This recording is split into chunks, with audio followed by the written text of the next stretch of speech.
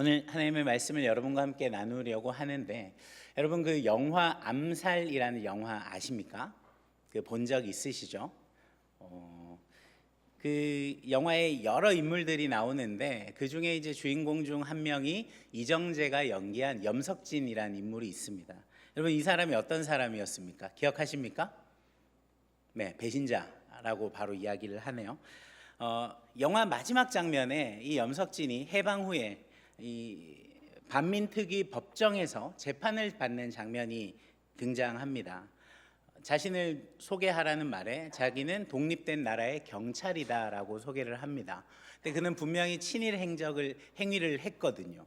독립운동을 같이 했던 동료들을 팔았죠. 그들의 정보를 보여줬죠. 법정에선 염석진은 자신은 독립운동 외에는 한 일이 없다고, 내가 이 자리에 있는 것이 몹시 억울하다라고 말을 합니다. 청중들이 굉장히 분노에 들끓어서 막 화를 내니까 이 사람이 벌떡 자리에서 일어나면서 웃옷을 팍 벗어젖히죠. 여기서 여러분 아마 다 아는 그 유명한 대사가 나옵니다. 내 몸에 일본 놈들의 총알이 6개나 박혀 있습니다. 1912년 경성 데라우치 총독 암살 때 맞은 자리 구멍이 2개지요 하는 거 여러분 다 아시죠? 친일을 입증하려고, 이 염석진의 친일 행위를 입증하려고 했던 증인이 갑자기 대기실에 있다 의문의 죽음을 당하고 결국 그는 증거 불충분으로 풀려나게 됩니다. 그러니까 그의 친일 행위를 입증해 줄 수 있는 사람이 없어져 버린 거죠. 그리고 길을 걷다가 우연히 과거에 자신과 함께 독립운동을 했던 것 같은 사람의 실루엣을 따라가게 됩니다. 그 사람을 따라 뒷골목으로 들어가서 얼굴을 마주치니 자기가 배신하고 분명히 자기의 총에 죽었을 동료가 살아있는 거죠. 근데 얼굴에 심한 상처를 입고 말도 하지 못한 채로 말이죠.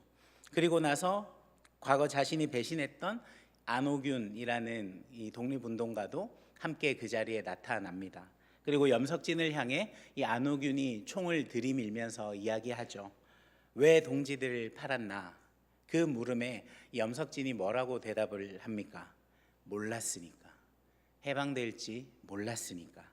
내가 알면 그랬겠나.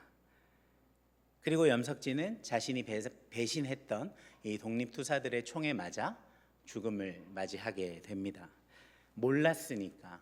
해방이 될지 몰랐으니까.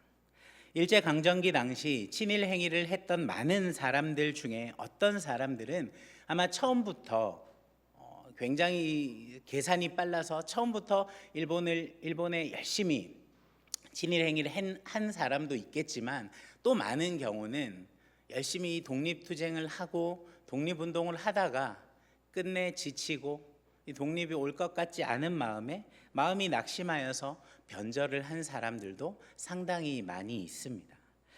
그렇게 친일 행위를 해오던 사람들에게 1945년 8월 15일은 크나큰 위기의 순간이 되었을 겁니다. 왜입니까? 그들은 그날이 올 줄 몰랐기 때문이죠. 그날은 절대 오지 않을 것이다 라고 생각했기 때문입니다. 여러분, 우리가 사는 세상에도 두 부류의 사람들이 있습니다. 마지막 때가 있음을 인식하고 사는 사람과 그런 건 없다라고 생각하고 자신의 삶을 사는 사람들 말입니다. 여러분은 지금 어느 쪽에 속해 있으십니까? 여러분, 우리 기독교 신앙은 분명한 역사관과 종말론을 가지고 있습니다. 하나님의 창조에 의해서 모든 만물이 존재하기 시작했고, 인간의 죄 때문에 인간의 생로병사가 존재하게 되었고, 인간 사회의 모든 불행과 비참이 우리 인간의 죄 때문에 찾아왔다라고 합니다. 그러나 이 세상은 계속 이대로 존재하는 것이 아니라 하나님께서 정하신 때에 이 역사의 종말을 맞이하게 될 것이고, 하나님이 최종 심판을 행할 것이다 라는 이 역사관과 종말론을 우리 기독교 신앙은 분명하게 가지고 있습니다. 그리고 그 최종 심판의 때에 하나님을 믿는 사람들은 신천신지, 참 좋은 말인데 이 이상한 이단들 때문에 이 말 쓰는 게 참 조심스러워집니다. 새 하늘과 새 땅에 우리 주님 오시는 그날에 우리는 그곳에서 영원히 살 것이고, 하나님을 믿지 않는 자들은 영원한 지옥 형벌을 당하게 될 것이다 라고 성경은 너무나도 분명하고 강력하게 우리에게 말하고 있는 것이죠. 여러분, 거절할 수 없는 이 진리 앞에서 우리는 어떤 인식을 가지고 이 땅을 살아가야 할까요? 오늘 말씀을 통해 이 땅을 살아가는 사람 모두에게 올 그날을 함께 생각해 보고 성도로서 우리는 그 때를 어떻게 준비할 것인지를 생각해 보면 좋겠습니다.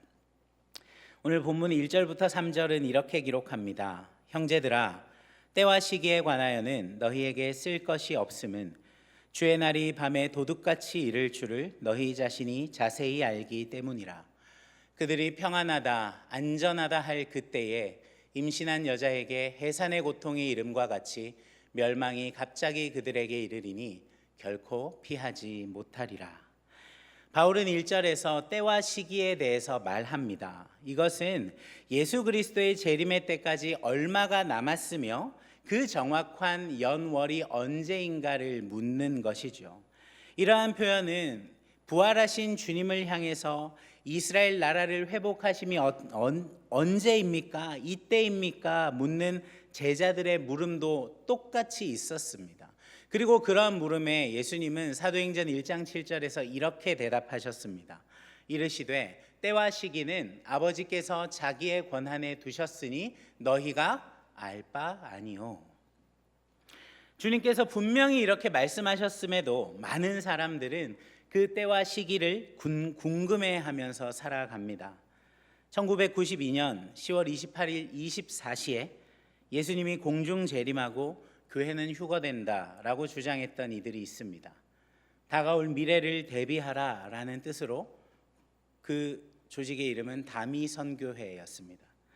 수많은 사람들이 이 시한부 종말론 열풍에 휩쓸려 직장을 그만두고 재산까지 전부 바쳤습니다. 근데 여러분, 휴거가 일어났습니까? 그 휴거가 일어났다면 저와 여러분은 지금 이 자리에 없겠죠. 당시 전국을 떠들썩하게 했던 일이었고 다가올 미래를 대비하라라는 시리즈로 이 대표였던 이장님이라는 사람은 거액의 돈을 벌어들였습니다. 어느 날 신학생들과의 토론회가 있었는데 주님이 곧 오신다라고 이야기했던 이 이장님이 벤츠 승용차를 산 것을 알고 어떤 학생이 이제 그것을 좀 꼬집기 위해 물었다고 합니다. 왜 주님 오시는데 벤츠 승용차를 사셨습니까? 이 사람이 뭐라고 대답했냐면 주님 오시면 태워드리려고 그랬다. 말도 안 되는 소리를 하고 있죠. 결국 이 사람은 사기죄로 감옥살이를 했습니다. 근데 여러분, 말도 안 되는 것처럼 보이지만 생각보다 많은 사람들이 이 때와 시기에 관해 과할 만큼 많은 관심을 가지고 또 그 관심이 잘못된 방향으로 흘러가는 경우가 우리 역사 가운데 생각보다 아주 많이 있었습니다. 그렇지만 여러분, 성경은 우리에게 분명히 말합니다. 때와 시기에 관해서 알 수 있는 인간은 아무도 없다라고 말이죠. 바울은 때와 시기를 알 수 없다 말하면서 오늘 성경에서 두 가지 비유를 들고 있습니다. 하나는 그날이 도둑같이 온다라는 것이고 두 번째는 임신한 여자에게 이 해산의 고통이 갑자기 임하는 것으로 비유하고 있습니다. 첫 번째, 여러분, 왜 도둑같이 그날이 온다라고 비유한 것일까요? 도둑은 언제 내가 어느 집에 침입해서 금품을 털어간다 알리지 않습니다. 목사님, 궤도 루팡이 있는데요. 그 소설이나 영화에 등장하는 허구의 인물이잖아요. 여러분, 실력이 좋은 도둑일수록 자신이 다녀간 곳에 흔적을 남기지 않는 법이죠. 이처럼 주님께서도 도둑같이 어느 날 아무도 생각하지 못한 그날에 예고도 없이 갑자기 임하실 것이다 라고 성경은 우리에게 말하고 있습니다. 그리고 3절에서 그들이 평안하다 안전하다 할 때에 임신한 여자에게 해산의 고통이 이름과 같이 멸망이 갑자기 이를 것이다 라고 말합니다. 여러분, 임신한 여인은 일반적으로 9개월에서 10개월 사이에 아이를 낳게 됩니다. 물론 요즘에는 병원 가면 그 출산일을 알려주죠. 근데 그 날에 딱 맞춰서 출산을 하는 경우는 흔치 않습니다. 저도 첫째는 자연분만을 했지만 예정일보다 그것보다 며칠 앞당겨서 유도분만을 해야 했습니다. 그리고 우리 둘째는 여러분 잘 아는 것처럼 얘가 성질이 급했는지 예정일보다 한 10주를 앞당겨서 세상에 왔습니다. 그래서 위험했죠. 임신을 하고 있는 산모들은 집에서 자다가도 산통이 시작되면 병원으로 쫓아가야 합니다.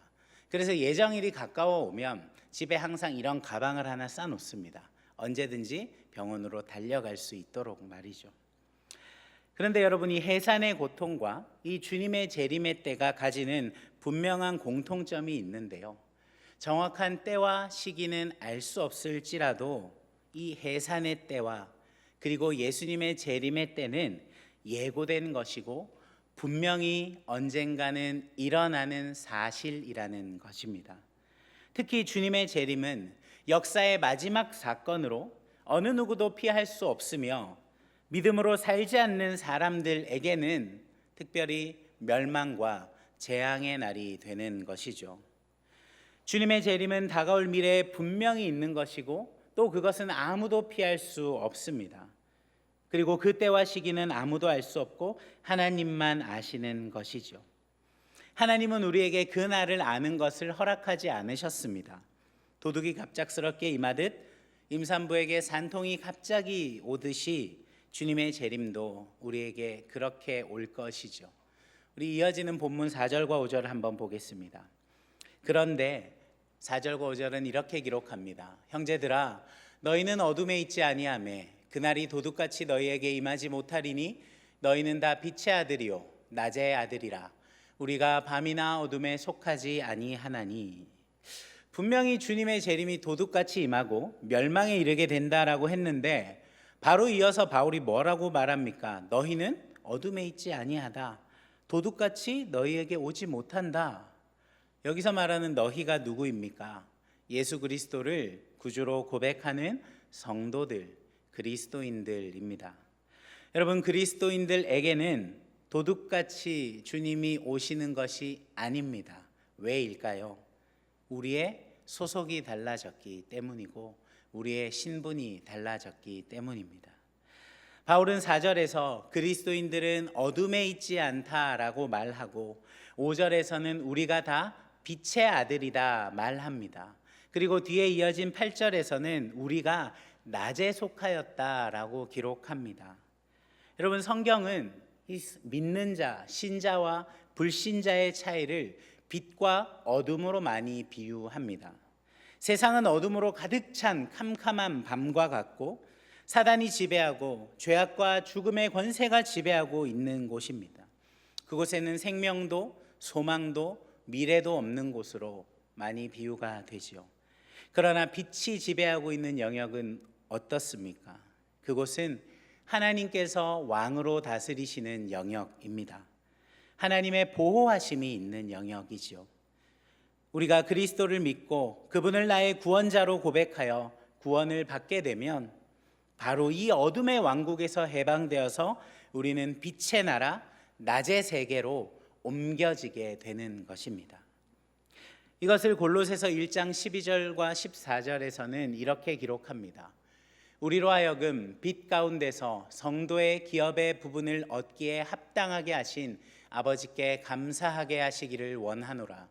그가 우리를 흑암의 권세에서 건져내사 그의 사랑의 아들의 나라로 옮기셨으니 그 아들 안에서 우리가 속량 곧 죄사함을 얻었도다. 그리스도인들은 이처럼 빛의 아들, 낮의 아들이 되었기 때문에 빛에 합당한 삶을 살아가야 할 의무가 있는 것입니다. 이제 여러분, 그것은 우리에게 선택이 아니라 의무가 되었다라는 사실 여러분 잊으시면 안 됩니다. 바울의 말대로 어둠에 속한 자들은 영적으로 죽음의 잠을 자고 있고 밤에 취해 있습니다. 그렇기 때문에 이 어둠에 속한 자들은 어둠의 열매를 맺게 되겠죠. 그러나 빛에 속한 자들은 빛에 속한 삶을 살게 되어 있습니다. 그리고 빛의 열매를 맺게 되는 것이죠. 그리고 빛의 열매를 맺기 위하여 성도가 특별히 해야 할, 지켜야 할 것이 있는데 그것을 바울은 6절에서 이렇게 권면합니다. 우리 같이 한번 읽어볼까요? 5장 6절 시작. 그러므로 우리는 다른 이들과 같이 자지 말고 오직 깨어 정신을 차릴지라. 누가복음 21장 34절부터 36절은 또 이렇게 기록합니다. 너희는 스스로 조심하라. 그렇지 않으면 방탕함과 술 취함과 생활의 염려로 마음이 둔하여지고 뜻밖의 그날이 덫과 같이 너희에게 임하리라.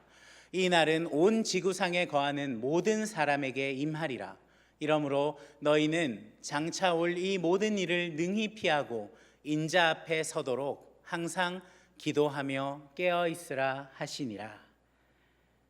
세상의 많은 쾌락과 즐거움에 취하여서 어둠에 속한 삶을 살지 않으려면 어떻게 해야 한다고 말합니까? 깨어 있어야 하고 기도해야 한다라고 말합니다. 사랑하는 여러분, 깨어 있으십시오. 잠에서도 깨십시오. 정신을 차리고 깨어 있으십시오. 스스로 조심하셔야 합니다. 여러분, 성경은 우리가 예수를 믿고 일주일에 한번 예배 드리기만 하면 우리가 능히 모든 유혹을 그냥 다 물리칠 수 있고 유혹이 우리 가까이 올 수도 없다라고 말하지 않습니다. 깨어 있어야 하고 스스로 조심하라. 끊임없이 성도들을 향해서 이러한 삶을 권면하고 있는 것이죠. 나는 대충 살고 그냥 세상 속에서 예수님 모르는 사람들과 전혀 다름없이 그들과 구별 없이 그냥 똑같이 살아가더라도 주님께서 내 인생을 이 구원의 자리로 이끌어 가실 거고 데려다 주실 거니까 괜찮아. 여러분, 부디 이런 어리석은 생각들로 여러분의 삶을 낭비하지 마시기 바랍니다. 이어지는 본문 5장 8절에서 바울은 그래서 우리가 스스로 조심하고 깨어있기 위하여 우리에게 무엇이 필요한가 이렇게 말합니다. 우리는 낮에 속하였으니 정신을 차리고 믿음과 사랑의 호심경을 붙이고 구원의 소망의 투구를 쓰자. 낮에 속한 빛의 자녀인 우리가 정신을 차리고 깨어 살아가기 위해 바울은 영적으로 스스로를 무장할 것을 제안합니다. 호심경, 이전 성경에서 흉배라고 기록하고 있었는데 이 병사들의 가슴과 어깨를 보호하기 위한 장비입니다. 그리고 투구는 뭡니까? 머리를 보호하는 장비이죠. 이 호심경이나 투구는 우리의 신체 중에서 손상을 입었을 때에 우리의 생명이 좌우될 수 있는 아주 중요한 부분을 보호하기 위한 보호구입니다. 전투하는 병사들에게 있어서 필수적인 보호 장비인 것이죠. 그래서 바울은 먼저 믿음과 사랑의 호심경을 붙이고 구원의 소망의 투구를 쓰자라고 말합니다. 믿음, 소망, 사랑. 이 세 가지는 앞선 1장 3절에서도 기록된 것처럼 이 바울 서신에 아주 자주 등장하는 표현이기도 하고 이 종교개혁자인 존 칼빈은 이 세 가지를 참된 기독교에 대한 정의다라고 말하기도 합니다. 무엇이요? 믿음, 소망, 사랑입니다. 그래서 바울은 먼저 믿음과 사랑으로 가슴을 보호하라라고 말합니다. 우리의 마음을 지키라라는 것이죠. 우리의 마음을 하나님을 향한 믿음, 그리고 하나님을 향한 사랑, 형제를 향한 사랑으로 채우라라는 말입니다. 하나님을 믿고 신뢰하고 사랑하면서 다른 형제들을 사랑할 때에 우리는 우리의 마음을 지키고 보호할 수 있게 되는 것이죠. 그리고 또한 우리의 머리는 무엇으로 보호해야 합니까? 구원의 소망의 투구입니다. 여러분, 머리를 구원의 소망으로 보호하라라는 뜻이 무엇일까요? 여러분, 이 성경에서 머리는 무엇을 의미하는 것입니까? 뇌, 생각을 주관하는 곳이죠. 그러니까 구원의 소망을 향한 건강하고 온전한 이 재림 신앙을 가지고 그 신앙을 삶의 소망으로 붙들고 세상을 바라보고 이 올바른 신앙관을 가지고 세상을 살아가라라고 말하는 것입니다. 마음을 지키고 이 생각을 지키라라고 말하는 것이죠. 이것이 너무너무 중요한 것입니다. 이 땅을 살아가는 성도에게 온전한 생각을 지키고 우리가 바른 신앙관을 가지고 세상을 살아가는 것이 우리에게 너무나 중요한 것이죠. 빌립보서 4장 6절 7절 그래서 이렇게 기록하지 않습니까? 아무것도 염려하지 말고 다만 모든 일에 기도와 간구로 너희 구할 것을 감사함으로 하나님께 아뢰라. 그리하면 모든 지각에 뛰어난 하나님의 평강이 그리스도 예수 안에서 너희 마음과 생각을 지키시리라.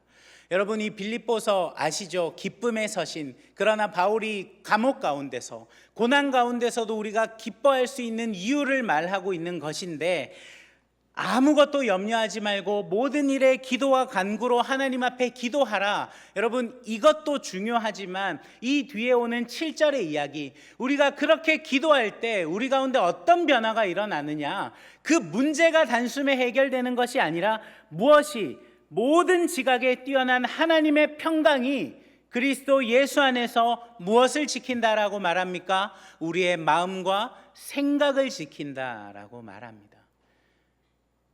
비록 현실이 힘들고 어려워도, 세상에 많은 유혹들이 우리 가운데 온다 할지라도 끊임없이 그날에 우리의 구원이 완성될 것을 기억하고 생각하고 기대하며 우리는 소망해야 하는 것이죠. 이러한 소망을 가진 사람은 현실에 쉽게 타협하지 않습니다. 굴하지 않습니다. 유혹에도 쉽게 넘어가지 않습니다. 구원의 소망으로 여러분, 우리의 생각을 잘 붙들어서 그 영광스러운 재림의 날을 기다리며 수많은 시험과 유혹을 물리쳐내는 우리 서연의 청년들 되기를 소망합니다. 이어지는 본문 한번 볼까요? 5장 9절입니다. 하나님이 우리를 세우심은 노하심에 이르게 하심이 아니요 오직 우리 주 예수 그리스도로 말미암아 구원을 받게 하심이라. 우리 새한글 성경은 이렇게 기록합니다. 새한글 성경 한번 보겠습니다. 하나님은 우리가 진노를 당하도록 정해 두신 것이 아니라 우리 주 예수 그리스도를 통해서 구원을 얻도록 정해 두셨으니까요. 여러분, 하나님은 우리가 마지막 심판에서 이 하나님의 공의롭고 거룩한 진노의 대상이 되어서 영원한 심판에 이르도록 우리의 인생을 정해두지 않으셨습니다. 우리를 위하여 우리 구주 예수 그리스도를 이 땅에 보내셨고, 그분으로 하여금 우리가 구원을 얻게 하셨고, 마지막 때에 우리 하나님과 함께 영원한 영광에 이르도록 하신 것이죠. 사랑하는 여러분, 우리는 더 이상 이 세상의 어둠에 속해 있지 않습니다. 우리는 세상 사람들처럼 어둠에 속해서 이 죄로부터 오는 기쁨과 낙을 누리고 세상의 재미에 취해서 인생을 허비해서는 안 되는 사람들입니다. 우리는 빛에 속하여 깨어 정신을 차리고 살아가야 하는 것이죠. 우리 귀한 서연의 청년들 모두 그렇게 살고 계시죠? 아멘 소리가 없네요. 그렇게 못 사나 봅니다. 제가 지난달에도 요한계시록 말씀을 전할 때 이 재림의 때를 기다리며 살아가는 성도의 삶에 대해 얘기했는데, 오늘도 이 데살로니가 본문을 쭉 따라오다 보니 또 그 지점에 이르러서 이게 또 재림의 얘기를 내가 우리 청년들에게 해야 하나 고민이 많았습니다.